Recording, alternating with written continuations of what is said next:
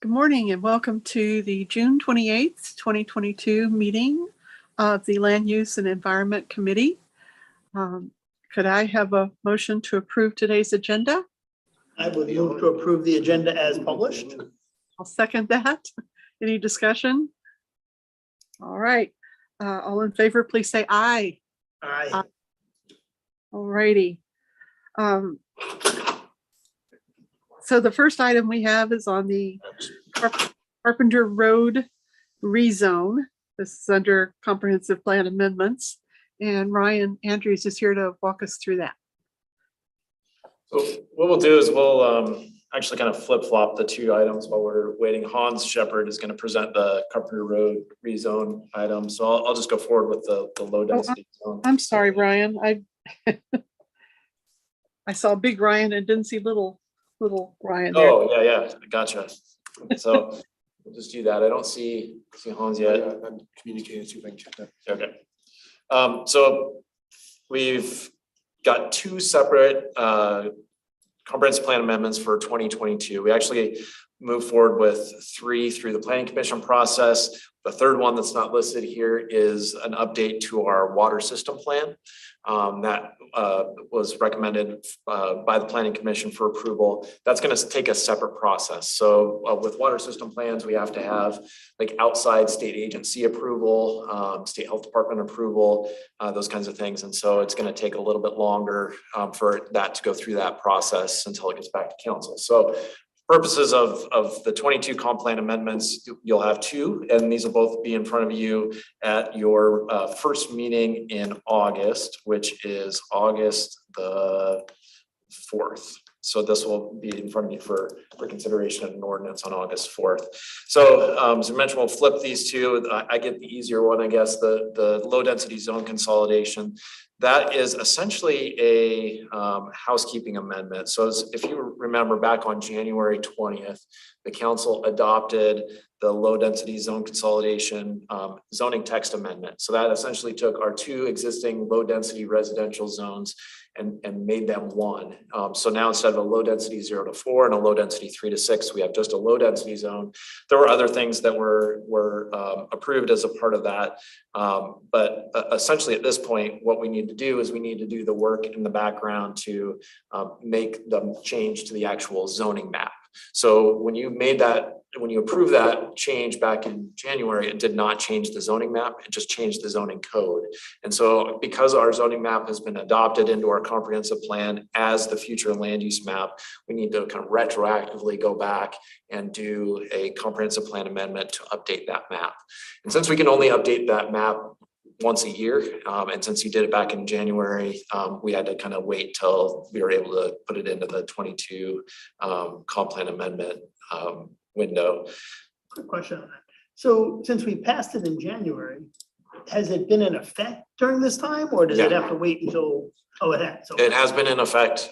Essentially, anything that's either zone low density 0 to 4, 3 to 6 has been coming in and regulated under that existing low density zone that you changed back in January. It's just our map doesn't reflect that change. That's correct. Okay, so this is really housekeeping. Like it is. Yeah. Okay. Have you chosen a new color of yellow? Yeah, we're running out of colors. One color.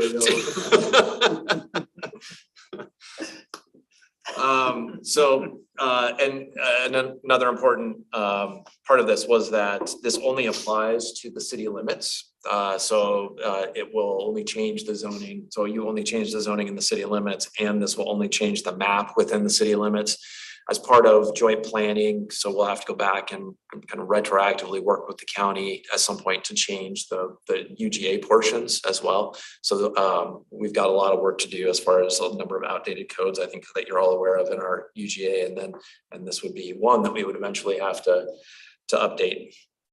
So Planning Commission conducted a public hearing back on June the 7th, back at the beginning of this month.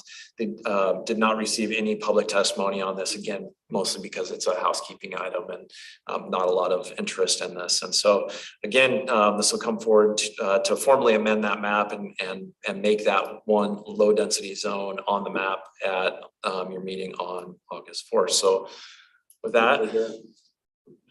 We had some issues with the link logging in, so we finally got it figured out. You don't need any action from us on this. Don't need any right? action. It's just for information. You'll formally consider this at a meeting coming up in August. So I'd be happy to answer any questions. I don't have any. All right. So are we ready to move on to the Carpenter Road item? Yeah, let's go ahead with that. So we've got the second of the two items in front of you. Again, just for briefing purposes, this will be considered at your August 4th meeting. Hans Shepard, senior planner, is here to give you a kind of overview of the Carpenter Road rezone and comprehensive plan amendment. You did see this at the joint meeting back in January or February when this was added to the annual comprehensive plan amendment docket. Now this has gone through the formal planning commission process. Hans will give you kind of an overview and briefing on that now. So go ahead, Hans. Hi, everyone. Sorry about that joining challenge there, but glad that we got that sorted. All right, I'm going to start by sharing my screen. You guys hear that? Okay. So let me know if everybody can see that. Should say rezone application. Yep. Wonderful. All right. So as a little bit of quick backstory, the site is located at 456 Carpenter Road Southeast. Let's see. There we go. It's going to be the orange rectangle over on the right-hand side of the map there. The star is where City Hall is, so some of you might be located there right now. It's a 5-acre parcel. It's currently zoned low-density residential, and the application for a rezone and comprehensive plan amendment is to adjust that from low density to moderate density. So in its current form, if it were to be fully developed at 6 units per acre within the low density residential, that would lead to around 30 units, or yeah, the capacity of the site would have about 30 units. If it were to be rezoned to moderate density residential, that new capacity would be around 80 units for the 5-acre site. To give a little bit of proximity to what's going on around it, to the west, there's 23 acres of moderate density residential. To the north and west, a little bit farther out, there's Central Business District 7. You can see that kind of poking in from the top a little bit, and then off to the left-hand side of the screen. And then mixed use high density residential is directly north of there. That site is actually also owned by the applicant, and they're in the process of developing that. I believe that development is called Serenity Apartments. And then low density residential exists to the east and south of the project site location, with a small 25-foot strip of open space institutional zone that is directly south. You can see that green strip right there. This is an aerial view of that site, and then also a street view coming in along Carpenter Road. You can start to see, so there's a little bit dated, but you can start to see the land activity that was taking place on the parcel to the north there, where Serenity Apartments is going in. And then this site here is what we're talking about today. And then some of these slides are pulled from a presentation that we gave to the Planning Commission, but as a little bit of backstory and why we gave the recommendation that we did. Really, it's driven from a goal for increased residential capacity. And that's this chart we pulled in just to kind of show the trend line of where we're at today, and really where that need for additional housing is coming from. Looking forward to 2045, we see that there's definitely an increased population growth activity that's happening specifically within the city of Lacey, even compared to Olympia and Tumwater. I believe we formally passed Olympia this year as far as population, but that trend is just going to keep continuing. So something to be prepared for. And then this application is consistent with both our land use and housing elements of the comprehensive plan. There's a couple different goals and policies that we pulled out here. Really just speaking to anticipated increase in population, increased need for densities, intensification, densification, and evolution of Lacey's land use. all pulled from our residential section. And then looking at some of the other goals that are out there, focus infill density and mixed use concepts based upon potential capacity, built condition, and infrastructure. So infrastructure is a big one for this location, as utilities are already in the road at Carpenter. So that really lends itself well to support that higher density style of development. And then encourage a wide variety of housing types is another one that we pulled from the infill policy. And then this site is also located within the Tanglewild Thompson planning area. And one of the objectives in there is approximately 2/3 of the housing units added to this area are anticipated to be multifamily moving forward. And that's really in response to the style of infrastructure that's in place. And then also that increased population growth that we're anticipating moving forward. Housing action plan and affordable housing strategy also have a range of goals and policies that we wanted to highlight that really speak to the compatibility of this zone and why this makes sense within our comprehensive plan and zoning map. I'm not going to read these things at you, but one thing that we did want to highlight here is this buildable acres based on zoning. So we did a quick, essentially, land capacity audit, looking at our low density, moderate density, and high density, and then we broke those out. So let's see, might be getting ahead of myself here. Okay, yep. So the two bars that the two color ranges, so the darker blue and the lighter blue and the low density, is undeveloped acres, and then acres that we identified that are likely to be redeveloped in the future. So something that might have, a little bit of land clearing, might have some grading, that kind of thing, but there's not currently a house out there. So there's been some level of investment, but is likely to support redevelopment in the future. And we did that for low density, moderate density, and high density. And we broke that down. So really kind of getting an understanding of the available developable land that exists within the city of Lacey today in acres. So I know that's a lot. And then up in the upper right-hand corner, we have a little chart that's representative of how much low density versus moderate density versus high density capacity is out there compared to each other. So the dominant residential type within our community today is low density, which is right around 63%. And then looking at moderate density, we're right around 22%.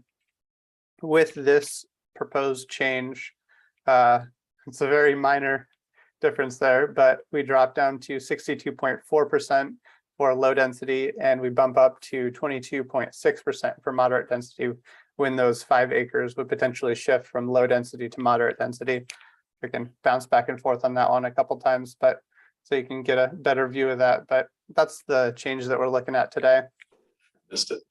Gotta be looking close. Yeah, so and then we did do a quick high level assessment of both moderate density and low density to kind of look at really what would the differences be. And while we run through these, it is important to keep in mind that this is simply a rezone application at this point. So there's no actual site design or proposal attached with this application at this time. So whenever if this were to go through and they were to come back with a site design and proposal, then that would go under review. But just for a conversational purposes, to look at some of the differences between those two impacts, or I should say site use intensities. We're looking at a minor difference in front yard for moderate density versus low density residential, which is 10 feet for moderate density residential versus 16 feet for low density residential. And that's really just to accommodate a higher level of kind of urban style development, more interaction between the street and the residential development. Minimum side yards, we see that they both start out at 5, but then actually based on requirements for multifamily style developments, if that were to be proposed in the future, that setback actually increases for moderate density residential, specifically when it's next to low density residential style developments. So we see that those setbacks actually are responsive to the type of development that may be proposed there. And then the other one that I wanted to hit on was the maximum height. So we're talking about 40 feet that's allowed within moderate density residential versus 35 feet that's allowed in low density residential. And then there's also a 2-foot green roof bonus for low density residential. So we're really only talking about 3 feet height difference there. And then maximum development coverage, moderate density residential has a maximum up to 75% versus low density residential has a maximum up to 65%. One key thing to keep track of there is when multifamily developments of 2 acres or greater, which this one would qualify for because it's a 5-acre site, are required to provide at least 20% of the gross site area for common open space purposes. So while there is that increased development coverage, as the other part of that though is that there's a 20% open space component that is a requirement of essentially going to a multifamily style development. So a lot of stuff. Yeah, for sure. Question, maximum height 40 feet. What is that? Is that 3 stories typically 40 feet? Yeah. Generally that's about a 3-story building. And there is also encouragements to, in the code, there's discussion of things like raising the ground floor up a little bit for privacy purposes, but then also still having those windows facing the street. And then depending on what kind of roof line you have, that changes a little bit. But yeah, generally about a 3-story building most of the time is what you're looking at in that scenario. Part of the reason Hans was highlighting these type of things is these questions came up with the planning commission too about the compatibility. And you start looking at those standards and the comparison to the low density, you're really starting to see the same bulk and height and things. They're very similar. Yeah. Maybe a 3-story, but the height is still. And this is right next to those apartments that they're building right now on Right. Carpenter, right? So Yep. my guess would be when they put in to do whatever they're gonna do, it's probably very similar to that. Mhm. Continuation of that same Yep. development, pretty much. And just to the south, though, you do have, is it 25 feet? Is that what the buffer was? Right.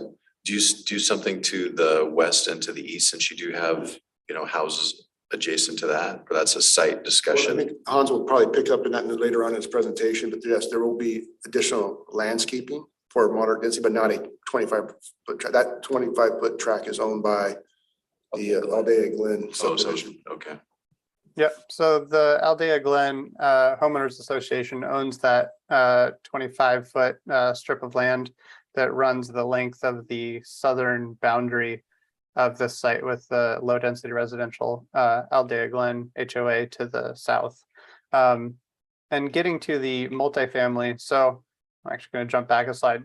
I don't know if you can see this kind of general outline, but that in a general sense is kind of the form that moderate density might take. So a little bit more narrow, a little bit more vertical, kind of townhouse-esque, but definitely still kind of possible to accomplish kind of a neighborhood look. When you propose multifamily within a moderate density residential zone, there's actually a range of additional design criteria requirements that come along with that proposal. And even so generally speaking, there's a range of design criteria that comes along with that when you propose multifamily. And then additionally, when that multifamily is being proposed next to low density, there's additional design criteria requirements that come along with that as well. So these areas I actually highlighted in yellow here, but there's additional setback discussions, transparency and vegetation, privacy requirements, a whole range of additional elements that they would have to address before any application could move forward and actually be approved. Yeah, I'm trying to scan through this. 10 feet in combination of the 25 feet on the southern part, right? Right, and that's property line to property line. Think about it too, in terms of back of building to back of building. So, those houses on Aldea Glen, aren't on the property line. There's probably 30 feet in a backyard. So, you're looking at somewhere probably around 80 feet from building to building. So where I live in Kensington, I mean, not my house, but the south boundary of Kensington faces into multifamily. I can tell you that's a lot closer than 80 feet. The other thing is, in neighborhoods like Kensington or Horizon Point. When you're right across the alley, back house to back of house, that's not 80 feet. So this is generous. And I'm nowhere near 80 feet from my neighbor behind me Right. on the alley, not even close. So we found that in low density to low density style developments, the setbacks are actually less than what it would be required for multifamily. So you actually get more spacing between a multifamily development and a low density development than you would if it was left in its current state with low density. You could actually have 5-foot setbacks from property line to property line. So there would be additional spacing in there with requirements like fencing and vegetation and visibility elements that we take a look at. So essentially, by allowing moderate density, and then if somebody were to come along and propose a multifamily style development, we actually just have a lot more tools at our disposal to make sure that that application really does factor in the low density style developments, and really that those privacy concerns and that separation really is addressed. So we just have a lot more ability to really kind of dictate what we're looking for as far as the transition between those two development patterns. And then this slide just runs through our site plan review requirements. And then really this application, a multifamily application in a moderate density zone would run through full administrative review. So that includes pre-submission conferences, formal applications, SEPA review, applications get routed to various different departments and agencies.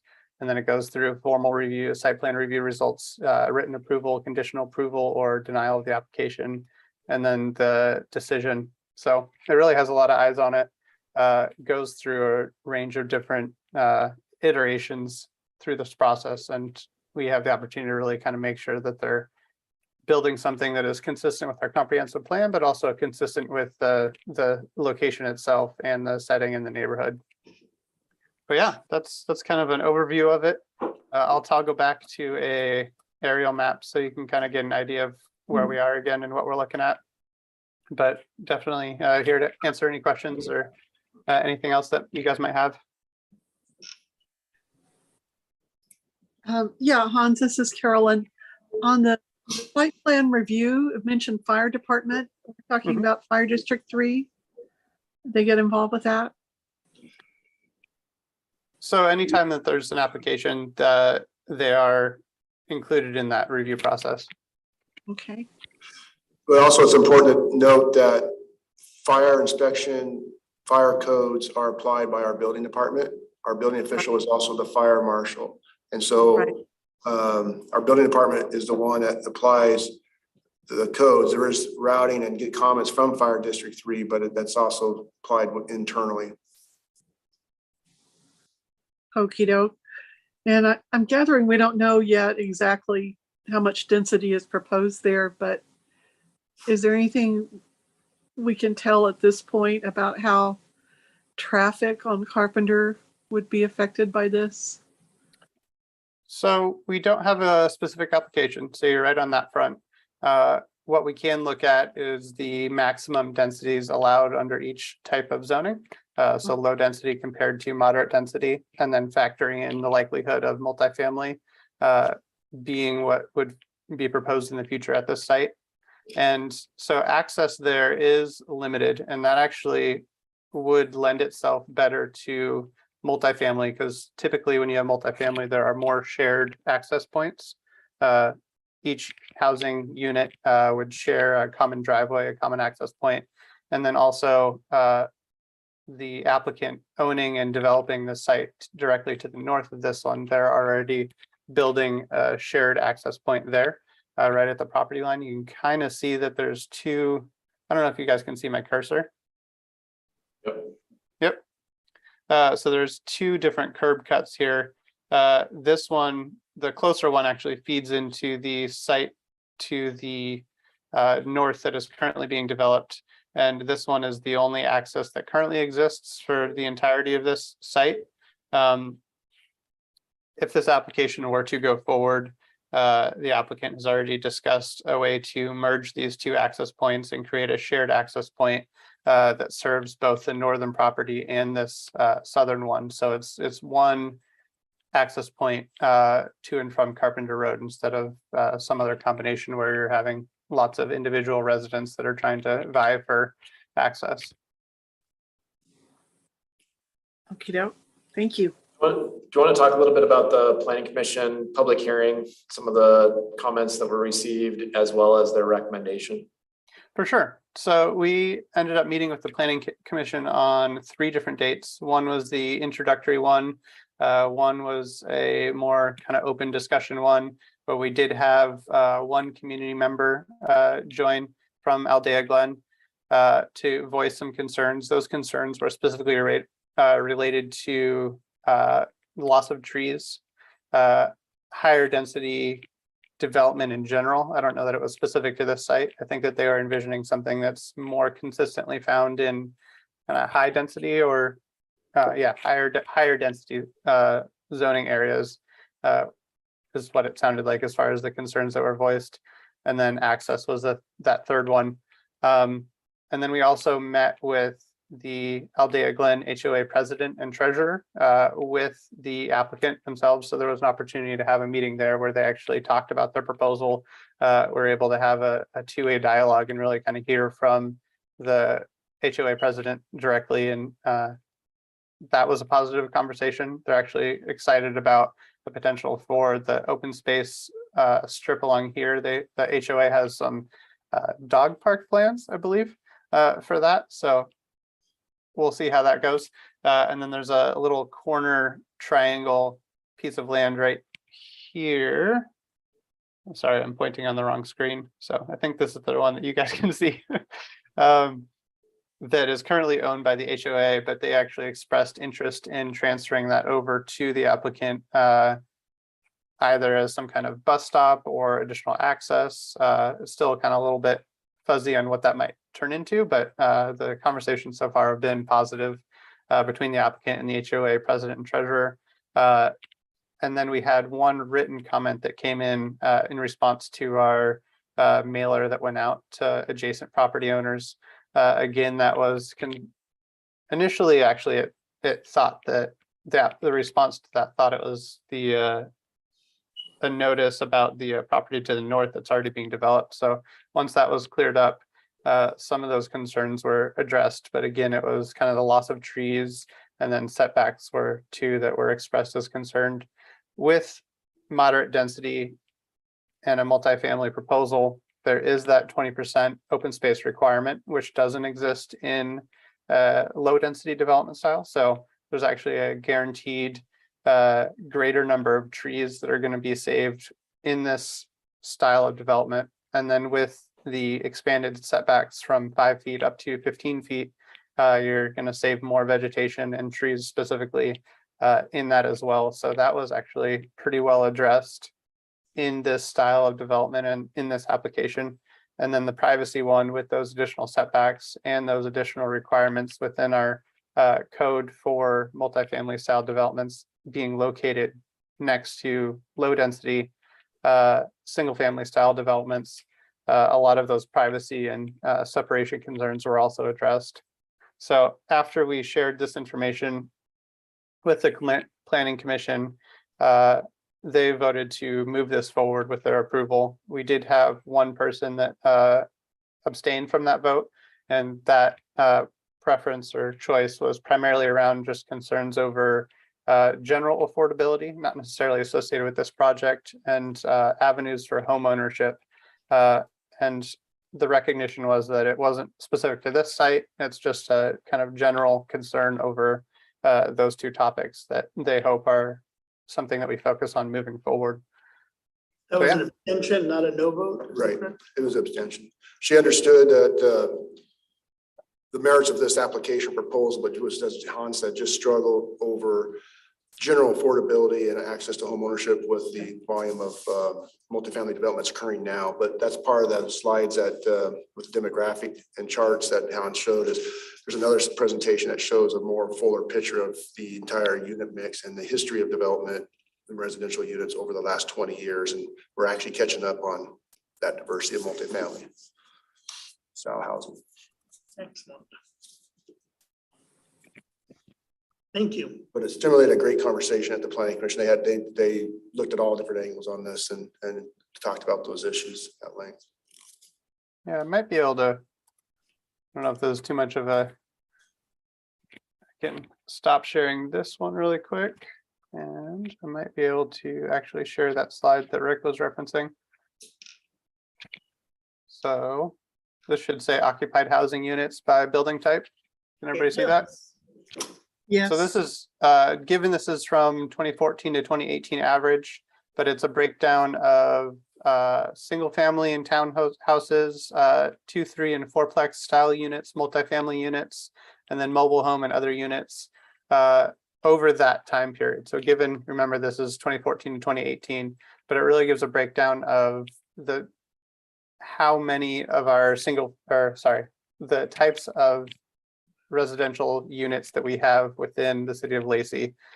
So we see that single family and townhomes is the dominant majority at the 13,288. And then when we pivot over to the multifamily down here, we see that that's at 2,735. So there is a pretty big difference between those two. I think this is actually an older, one of my older drafts of this presentation, because I used to have percentages.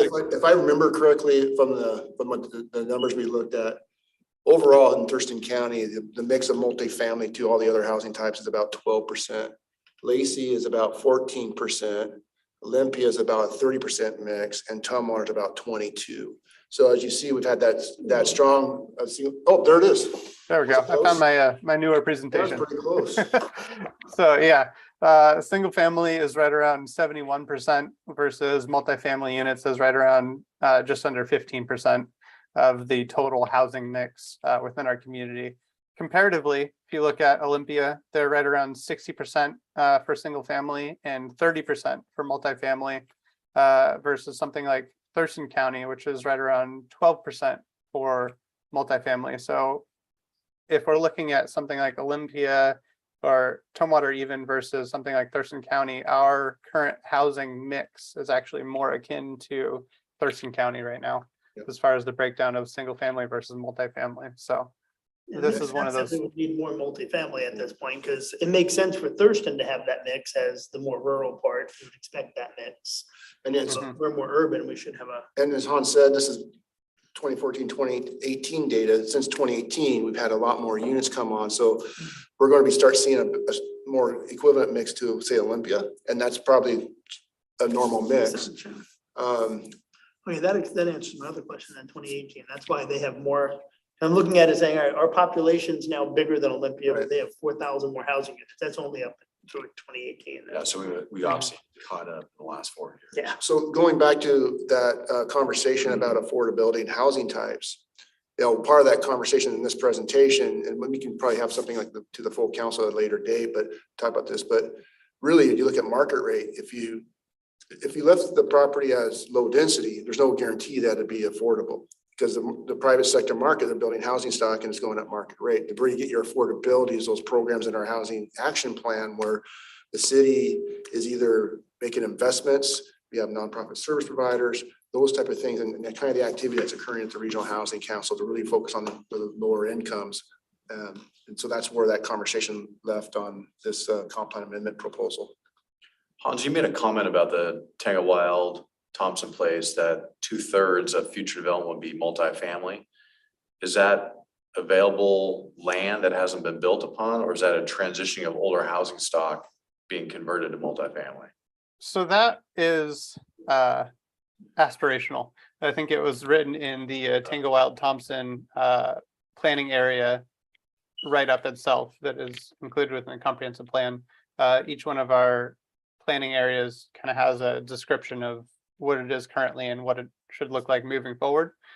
So that was not necessarily reflective of the current opportunities that exist there today. And I believe that's from 2016 or earlier. So it's a little bit dated, but it's kind of talking about where it wants to go as a planning area. And a lot of that has to do with the the larger streets that exist within that zone. So the Carpenter roads, the larger arterials, things like that, that really are set up well to accommodate higher density style development. Is really where that discussion was coming from. And that's Martin Way too. So it includes the Martin Way corridor and looks at, you know, the redevelopment of Martin Way, and a focus of the 2016 comp plan was looking at our corridors and nodes to be able to encourage more intense development. And so really it's looking at the redevelopment opportunity along the Martin Way corridor. But rezoning would have to occur to, I guess, complement that aspirational vision, wouldn't it? Because you still have a lot of single family. and Not then- necessarily. So when you think of the Tango Wild Thompson Place planning area, don't just think of Tango Wild and Thompson Place. It's a geographic area that includes. the Martin Oh, Way your corridor. planning It's the area. planning area, it's a Not large actual geographical area. subdivisions. Correct. So yes, in order for redevelopment to happen in Tango Wild or in Thompson Place. Thank you. Yeah, then yes. That would require redevelopment. We gotta make sure that that's distinction because, yeah, the planning is much larger. Plus you have the Martin Way corridor where you can have mixed use, moderate density or high density zoning, which it does allow urban densities in there It's already. like the lakes planning area. Right, Correct. right. I got you. But yeah, that I believe does it as far as my presentation. Happy to answer Great any more questions that you guys have. That wraps it up for the annual comp plan updates as well. So as I mentioned, it'll be coming to you for formal consideration in the way of an ordinance, first meeting in August. Any questions for Hans? No? Well, thank you, Hans. Thank Appreciate- you. Appreciate your time. It's always good to be here. All righty. Ryan and Rick and Scott, anything else for the good of the order? That's it. That's it? Okay. Well, unless I hear an objection, I guess we'll call ourselves adjourned. Good.